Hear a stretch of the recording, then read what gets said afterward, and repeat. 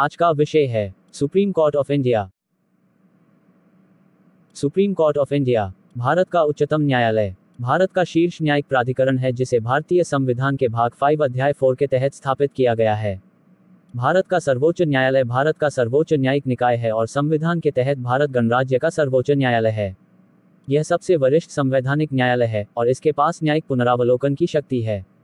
भारत का मुख्य न्यायाधीश सर्वोच्च न्यायालय का प्रमुख और मुख्य न्यायाधीश होता है, जिसमें अधिकतम 34 न्यायाधीश होते हैं और इसके पास मूल, अपीलीय और सलाहकार क्षेत्राधिकार के रूप में व्यापक शक्तियां होती हैं।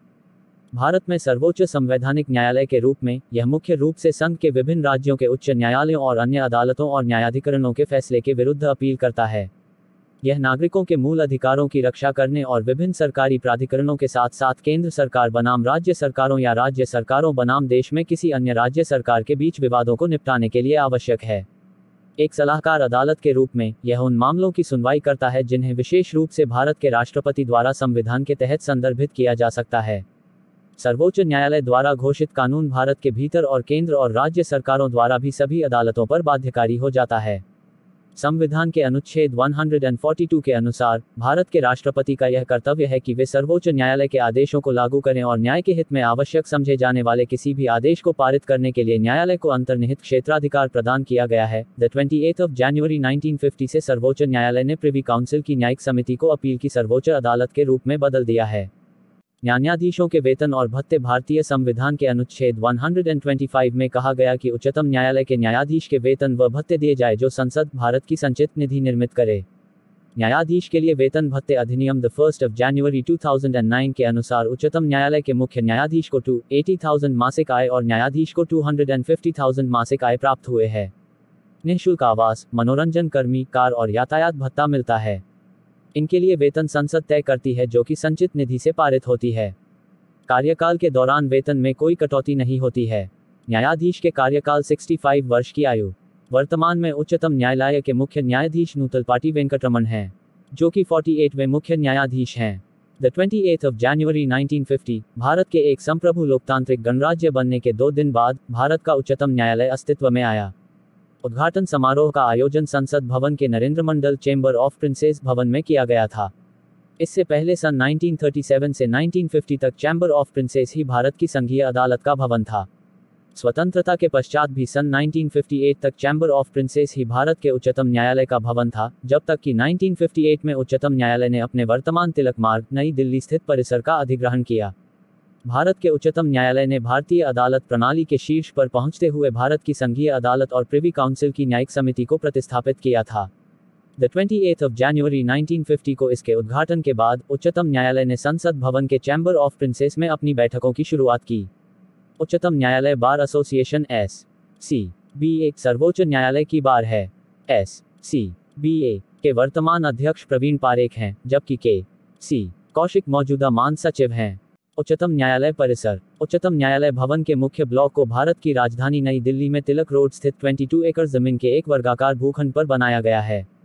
निर्माण का डिजाइन केंद्रीय लोक निर्माण विभाग के प्रथम भारतीय अध्यक्ष मुख्य वास्तुकार गणेश भिकाजी देवलालीकर द्वारा इंडो ब्रिटिश स्थापत्य शैली में बनाया गया था।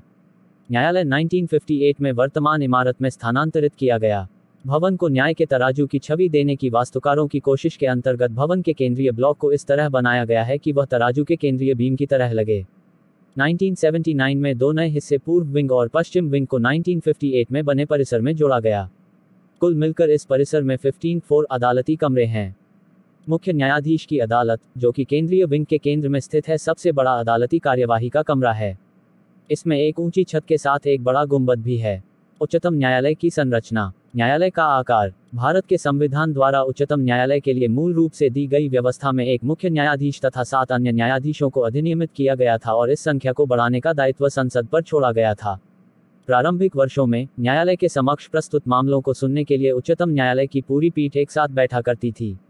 जैसे जैसे न्यायालय के कार्य में वृद्धि हुई और लंबित मामले बढ़ने लगे, भारतीय संसद द्वारा न्यायाधीशों की मूल संख्या को 8 से बढ़ाकर 1956 में 11, 11, 1960 में 14, 14, 1978 में 18, 18, 1986 में 26, 26, 2008 में 31, 31 और 2019 में 34, 34 तक कर दिया गया। न्यायाधीशों की संख्या में वृद्धि हुई है। वर्तमान में वे 2 या 3 की छोटी न्यायपीठों, जिन्हें खंडपीठ कहा जाता है के रूप में सुनवाई करते हैं।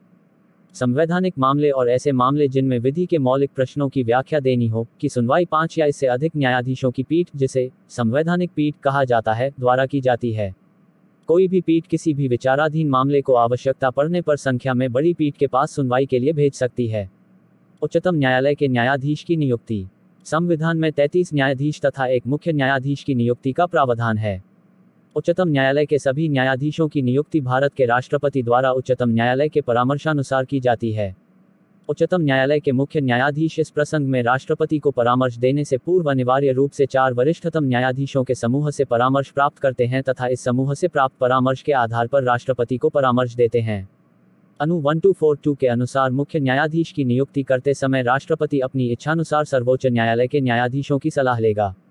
वहीं अन्य न्यायाधीशों की नियुक्ति के समय उसे अनिवार्य रूप से मुख्य न्यायाधीश की सलाह माननी पड़ेगी। सर्वोच्च न्यायालय एडवोकेट्स ऑन रिकॉर्ड एसोसिएशन बनाम भारत संघवाद 1993 में दिए गए निर्णय के अनुसार सर्वोच्च न्यायालय, उच्च न्यायालय के न्यायाधीशों की नियुक्ति तथा उच्च न्यायालय के न्यायाधीशों के स्थानांतरण इस प्रकार की प्रक्रिया है जो सर्वाधिक योग्य उपलब्ध व्यक्तियों की नियुक्ति की जा सके। भारत के मुख्य न्यायाधीश का मत प्राथमिकता पाएगा। उच्च न्यायपालिका में कोई नियुक्ति बिना उनकी सहमति के नहीं होती है। संवैधानिक सत्ताओं के संघर्ष के समय भारत के मुख्य न्यायाधीश न्यायपालिका का प्रतिनिधित्व करेगा। राष्ट्रपति भारत के मुख्य न्यायाधीश को अपने मत पर फिर से विचार करने को तभी कहेगा जब इस हेतु कोई तार्किक कारण मौजूद होगा। पुनः विचार के बाद उसका मत राष्ट्रपति पर बाध्यकारी होगा। यद्यपि अपना मत प्रकट करते समय वह उच्चतम न्यायालय के 2 वरिष्ठतम न्यायाधीशों का मत अवश्य लेगा। पुनः विचार की स्थिति में फिर से उसे 2 वरिष्ठतम न्यायाधीशों की राय लेनी होगी। वह चाहे तो उच्च न्यायालय, उच्चतम न्यायालय के अन्य न्यायाधीशों की राय भी ले सकता है, लेकिन सभी राय सदैव लिखित में होगी। बाद में अपना मत बदलते हुए न्यायालय ने कम से कम 4 जजों के साथ सलाह करना अनिवार्य कर दिया था। वह कोई भी सलाह राष्ट्रपति को अग्रेषित नहीं करेगा यदि 2 या अधिक न्यायाधीशों की सलाह इसके विरुद्ध हो, किंतु 4 न्यायाधीशों की सलाह उसे अन्य न्यायाधीशों जिनसे वो चाहे सलाह लेने से नहीं रोकेगी। न्यायाधीशों की योग्यताएं। व्यक्ति भारत का नागरिक हो, कम से कम 5 साल के लिए उच्च न्यायालय का न्यायाधीश या 2 या 2 से अधिक न्यायालयों में लगातार कम से कम 5 वर्षों तक न्यायाधीश के रूप में कार्य कर चुका हो, अथवा किसी उच्च न्यायालय या न्यायालयों में लगातार 10 वर्ष तक अधिवक्ता रह चुका हो, अथवा वह व्यक्ति राष्ट्रपति की राय में एक प्रतिष्ठित विधिवेता होना चाहिए। यहाँ पर यह जानना आवश्यक है कि उच्चतम न्यायालय का न्यायाधीश बनने हेतु किसी भी प्रदेश के उच्च न्यायालय में न्यायाधीश का 5 वर्ष का अनुभव होना अनिवार्य है और वह 65 वर्ष की आयु पूरी न किया हो। वर्तमान समय में CJAC निर्णय लेगी। किसी उच्च न्यायालय के न्यायाधीश या फिर उच्चतम न्यायालय या उच्च न्यायालय के सेवानिवृत्त न्यायाधीश को उच्चतम न्यायालय के एक तदर्थ न्यायाधीश के रूप में नियुक्त किया जा सकता है। कार्यकाल। उच्चतम न्यायालय के न्यायाधीशों की सेवानिवृत्ति की आयु 65 वर्ष होती है। न्यायाधीशों को केवल महाभियोग, दुर्व्यवहार या असमर्थता के सिद्ध होने पर संसद के दोनों सदनों द्वारा 2/3 बहुमत से पारित प्रस्ताव के आधार पर ही राष्ट्रपति द्वारा हटाया जा सकता है। पदच्युति। उच्चतम न्यायालय के न्यायाधीशों की राष्ट्रपति तब पदच्युत करेगा जब संसद के दोनों सदनों के कम से कम 2/3 उपस्थित तथा मत देने वाले तथा सदन के कुल बहुमत द्वारा पारित प्रस्ताव जो कि सीधा कदाचार या अक्षमता के आधार पर लाया गया हो के द्वारा उसे अधिकार दिया गया हो। यह आदेश उसी संसद सत्र में लाया जाएगा जिस सत्र में यह प्रस्ताव संसद ने पारित किया हो। अनु 124(5) में वह प्रक्रिया वर्णित है जिससे जज पदच्युत होते हैं। इस प्रक्रिया के आधार पर संसद ने न्यायाधीश क्षमता अधिनियम 1968 पारित किया था। इसके अंतर्गत संसद के किसी भी सदन में प्रस्ताव लाया जा सकता है। लोकसभा में 100, राज्यसभा में 50 सदस्यों का समर्थन अनिवार्य है। 2 प्रस्ताव मिलने पर सदन का सभापति एक 3 सदस्यीय समिति बनाएगा जो आरोपों की जांच करेगी। समिति का अध्यक्ष सुप्रीम कोर्ट का कार्यकारी जज होगा, दूसरा सदस्य किसी हाई कोर्ट का मुख्य कार्यकारी जज होगा, तीसरा सदस्य माना हुआ विधिवेता होगा। इसकी जांच रिपोर्ट सदन के सामने आएगी। यदि इसमें न्यायाधीश को दोषी बताया हो तब भी सदन प्रस्ताव पारित करने को बाध्य नहीं होता, किंतु यदि समिति आरोपों को खारिज कर दे तो सदन प्रस्ताव पारित नहीं कर सकता है। अभी तक सिर्फ एक बार किसी जज के विरुद्ध जांच की गई है। न्यायाधीश रामास्वामी दोषी सिद्ध हो गए थे, किंतु संसद में आवश्यक बहुमत के अभाव के चलते प्रस्ताव पारित नहीं किया जा सका था। न्यायालय की जनसांख्यिकी। उच्चतम न्यायालय ने हमेशा एक विस्तृत क्षेत्रीय प्रतिनिधित्व को बनाए रखा है। इसमें धार्मिक और जातीय अल्पसंख्यक वर्गों से संबंधित न्यायाधीशों का एक अच्छा हिस्सा है। उच्चतम न्यायालय में नियुक्त होने वाली प्रथम महिला न्यायाधीश 1987 में नियुक्त हुई न्यायमूर्ति फातिमा बीवी थीं। उनके बाद इसी क्रम में न्यायमूर्ति सुजाता मनोहर, न्यायमूर्ति रूमा पाल और न्यायमूर्ति ज्ञानसुधा मिश्रा का नाम आता है। न्यायमूर्ति रंजना देसाई, जो सबसे हाल ही में उच्चतम न्यायालय की महिला जज नियुक्त हुई हैं, को मिलाकर वर्तमान में उच्चतम न्यायालय में 2 महिला न्यायाधीश हैं। उच्चतम न्यायालय के इतिहास में ऐसा पहली बार हुआ है जब 2 महिलाएं एक साथ न्यायाधीश हों। 2 में न्यायमूर्ति जी बालकृष्णन दलित समुदाय से पहले न्यायाधीश बने। बाद में सन 2007 में वे ही उच्चतम न्यायालय के पहले दलित मुख्य न्यायाधीश भी बने। 2001 में भारत के मुख्य न्यायाधीश का पद संभालने वाले न्यायमूर्ति कपाड़िया पारसी अल्पसंख्यक समुदाय से संबंध रखते हैं। सर्वोच्च न्यायालय की खंडपीठ अनुच्छेद 130 के अनुसार सर्वोच्च न्यायालय दिल्ली में होगा, परंतु यह भारत में और कहीं भी मुख्य न्यायाधीश के निर्णय के अनुसार राष्ट्रपति की स्वीकृति से सुनवाई कर सकेगा। क्षेत्रीय खंडपीठों का प्रश्न विधि आयोग अपनी रिपोर्ट के माध्यम से क्षेत्रीय खंडपीठों के गठन की अनुशंसा कर चुका है। न्यायालय के वकीलों ने भी प्रार्थना की है कि वह अपनी क्षेत्रीय खंडपीठों का गठन करे ताकि देश के विभिन्न भागों में निवास करने वाले वासियों के धन तथा समय दोनों की बचत हो सके।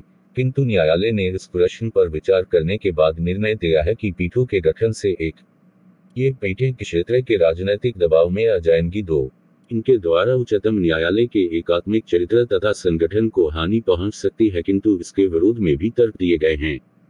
भ्रष्टाचार वर्ष 2008 में सर्वोच्च न्यायालय विभिन्न विवादों में उलझा, जिसमें न्याय प्रणाली के उच्चतम स्तर पर भ्रष्टाचार का मामला, करदाताओं के पैसे से महंगी निजी छुट्टियां, न्यायाधीशों की परिसंपत्तियों को सार्वजनिक करने से मना करने का मामला, न्यायाधीशों की नियुक्ति में गोपनीयता, सूचना के अधिकार के तहत सूचना को सार्वजनिक करने से मना करना 9 जैसे सभी मामले शामिल रहे।